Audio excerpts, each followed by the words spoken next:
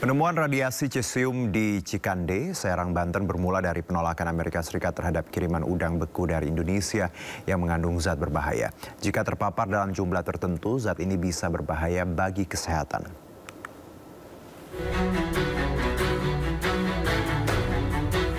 Agustus 2025 lalu, FDA Amerika Serikat menolak kiriman udang beku dari Indonesia. Hasil penelitian di Amerika menunjukkan udang yang dikemas di sebuah pabrik di Cikande, Serang, Banten itu ternyata mengandung zat radioaktif berbahaya bernama radionuklida cesium 137. Pemerintah Indonesia langsung mengecek lokasi pabrik hingga akhirnya ditemukan 10 lahan dan 22 fasilitas produksi di kawasan industri Cikande terkontaminasi cesium. Kementerian Kesehatan kemudian melakukan pemeriksaan kesehatan terhadap 1.562 pekerja dan warga. Menko Bidang Pangan Zulkifli Hasan menegaskan kontaminasi cesium 137 hanya terjadi di Cikande dan tidak pada rantai pasok nasional maupun ekspor. Pemerintah juga terus bergerak cepat menangani kasus ini.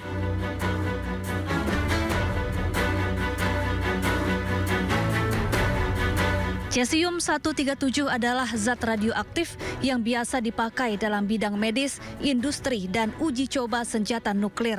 Zat ini mudah bergerak melalui udara, larut dalam air, dan terikat kuat pada tanah dan beton.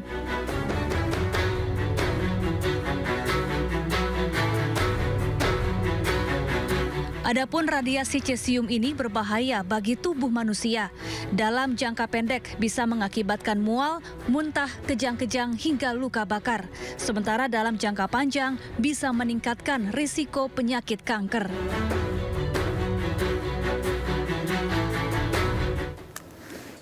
Kita ke informasi berikutnya, pemirsa. Pemerintah akan merelokasi warga di sekitar kawasan industri Cikande, Serang, Banten yang diduga terpapar radioaktif berbahaya.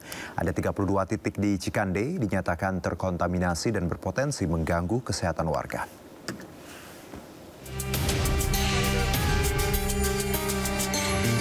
Petugas memindahkan bahan radioaktif cesium 137 yang ditemukan di depan rumah warga di Kecamatan Cikande, Kabupaten Serang, Banten. Penemuan ini membuat warga resah. Tanda bahaya radiasi juga terpasang di sejumlah titik di kawasan ini. Tapi banyak di sini? Banyak, ini bukan daerah sini aja, kemana-mana. Gitu. Yang depan rumah itu juga ya? Depan rumah itu yang baru-baru aja yang bunyi itu. Urugan juga, buat rumah juga ya, buat bangun rumah urugan. Kalau di sini enggak, saya nguruk ini aja. Nguruk doang? Nguruk di sini aja biar nggak becek gitu. Itu juga yang baru doang, kalau yang enggak. Tadi alhamdulillah udah diambilin sebagian, udah dialat lagi, nggak tahu saya alatnya apa, udah nggak bunyi. Anak-anak masih pada main di situ tadi? Anak-anak iya, karena kan rumah warga ya kan gitu. Emang nggak tahu ya. Ada 32 titik di kawasan Cikande yang terkontaminasi cesium. Pemerintah berencana merelokasi sebagian warga yang tinggal di kawasan terdampak radiasi. Selain itu, pemerintah juga memasang sejumlah alat untuk mendeteksi cesium. Ini dilakukan untuk menjamin semua truk-truk yang lewat ini wajib tidak boleh mengandung cesium. Ya. Di lapangan nanti kita akan lihat, kita juga sudah lokalisir semua pancaran-pancaran yang ada di lapangan. Ada 10 titik yang sebagaimana disampaikan oleh Satgas kemarin yang telah dilakukan lokalisir dan dengan tanda-tanda itu. Dekontaminasi juga kita lakukan. Ini sudah 2 titik. Jadi pada titik A dan titik F, tapi titik F terus berjalan.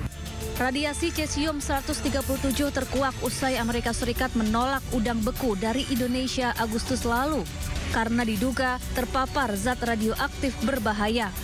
Pemerintah lalu mengecek lokasi produksi pengemasan udang di Cikande dan menemukan adanya radiasi cesium 137.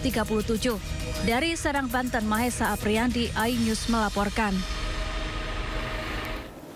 Menko Polhukam periode 2019-2024 Mahfud MD menyebut ada unsur kelalaian dalam tragedi robohnya bangunan di Pondok Pesantren Al-Khozini, Sidoarjo, Jawa Timur. Meski demikian, Mahfud berharap persoalan tersebut dapat diselesaikan dengan penuh kearifan. Berharap agar ini nanti bisa diselesaikan dengan baik, tidak perlu saling menyalahkan. Tentu pilihannya penyelesaian hukum dan kearifan kita. Untuk ini kita tidak bisa menghalang-halangi proses penegakan hukum, tetapi saya mengajak kita untuk memahami tentang bagaimana pesantren itu dilihat dari sebuah tradisi dan kearifan. Ada yang menyesalkan bahwa peristiwa Al-Khozini itu karena pembangunan gedung yang 4 lantai serampangan, tidak pakai arsitek, tidak pakai bestek, besaran teknik dan sebagainya. Itu mungkin iya, dan harus itu dianggap sebagai kelalaian. Tetapi saya ingin mengingatkan kepada kita semua, sejarahnya pesantren itu memang sangat sederhana, bersifat gotong royong. Saya pernah hidup di pesantren, jadi kalau ada bangunan itu biasanya tidak sekali jadi, ya itu yang aslinya. Kita tidak tahu yang futuran itu, yang di Sidoarjo, tapi tidak sekali jadi. Biasanya kiai itu membangun itu bertahap. Tahun ini ada sumbangan 1 kamar, ya 1 kamar dibangun dulu, lalu besok ada orang datang, saya mau nyumbang semen 50 sak, lalu ada nyumbang batu dan sebagainya, dibangun lagi gitu. Sehingga tidak mungkin kita mengharapkan ada gambar teknik yang utuh dari depan, karena itulah tradisi pesantren. Dan ini mungkin akan menjadi bahan memberi pertimbangan kearifan kepada kita bagaimana pengelolaan pesantren itu. Oleh sebab itu agak susah mengharapkan dari pesantren itu, terutama pesantren-pesantren salaf atau salafiyah gitu, itu yang kemudian ada IMB yang terkoordinasi dan teradministrasikan dengan baik karena uangnya yang tidak menyatu. Warga Balaraja, Tangerang, Banten mengeluhkan pencemaran udara dari pengelolaan limbah bahan beracun dan berbahaya. Debu dan bau menyengat membuat sejumlah warga mengalami sakit mata hingga gangguan pernafasan.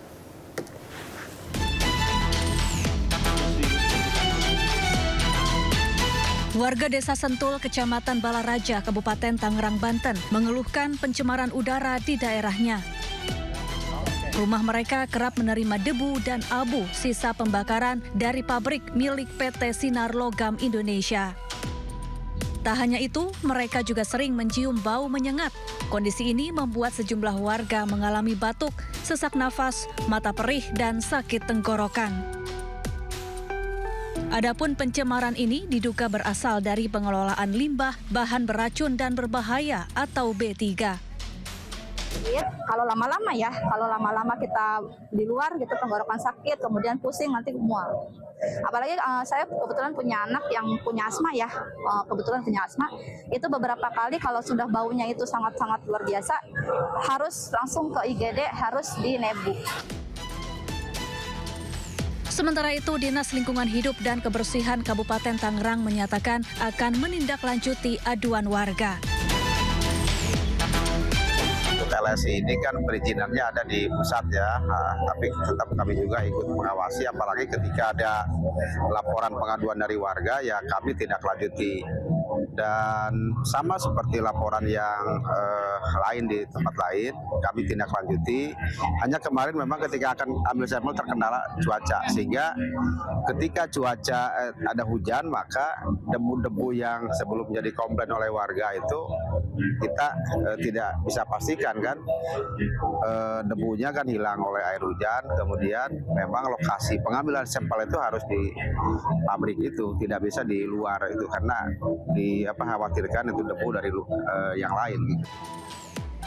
Warga berharap pemerintah bertindak tegas terhadap aktivitas pabrik yang dinilai mencemari lingkungan dan membahayakan kesehatan warga. Dari Tangerang, Banten, Ai Marani, iNews melaporkan.